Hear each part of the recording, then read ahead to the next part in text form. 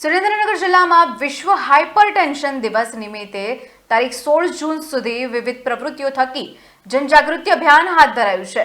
ત્યારે જિલ્લાના આયુષ્માન આરોગ્ય મંદિર, પ્રાથમિક આરોગ્ય કેન્દ્ર, સામૂહિક આરોગ્ય કેન્દ્ર, પેટા જિલ્લા હોસ્પિટલ સહિત કુલ 275 સ્થળોએ એનસીડી સ્ક્રીનિંગ કેમ્પ યોજાયા હતા। આ ઉપરાંત કુલ 6000ની આસપાસ વ્યક્તિઓની વિનામૂલ્યે બીપી, ડાયાબિટીસ, ઓરલ કેર, વજન, ઊંચાઈ, બીએમઆઈની પણ તપાસ કરાઈ હતી। ત્યારે જિલ્લાની ઘણી બધી સરકારી આરોગ્ય સંસ્થાઓએ કુલ 62000 જેટલા હાઇપરટેન્શનના દર્દીઓની નેશનલ એનસીડી પોર્ટલમાં નોંધણી કરી છે। અને રાજ્યભરમાં મુખ્યમંત્રી ભૂપેન્દ્રભાઈ પટેલના નિર્દેશથી સ્વસ્થ ગુજરાત, મેદસ્વીતા મુક્ત ગુજરાત આ અભિયાન ચાલી રહ્યું છે। એ અંગે મુખ્ય જિલ્લા આરોગ્ય અધિકારી ડોક્ટર બીજી ગોહિલે જણાવ્યું હતું કે કુલ 275 સ્થળો ખાતે એનસીડી સ્ક્રીનિંગ કેમ્પ યોજાયો છે, જેમાં 6000ની આસપાસ વ્યક્તિઓની આરોગ્ય તપાસ થઈ છે। ડૉક્ટર બીજી ગોહિલ, જિલ્લા આરોગ્ય અધિકારી।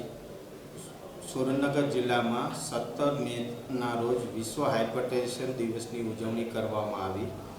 જિલ્લામાં દરેક સામૂહિક આરોગ્ય કેન્દ્ર, પ્રાથમિક આરોગ્ય કેન્દ્ર, સબ સેન્ટરના લેવલે ખાસ આના અવેરનેસ માટેની કાર્યવાહી કરવામાં આવી।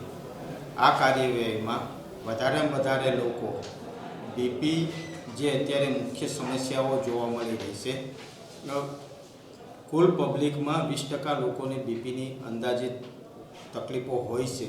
ઘણી વખત નિદાન નહીં કરાવવાના કારણે કે મોડું નિદાન કરાવવાના કારણે હૃદયનો દુખાવો, ચક્કર આવવા, એટેક આવવા, પેરાલિસિસ થવું, આવી કિડનીની બીમારી ઊભી થવી, આવા સમસ્યાઓ ઉદ્ભવે છે।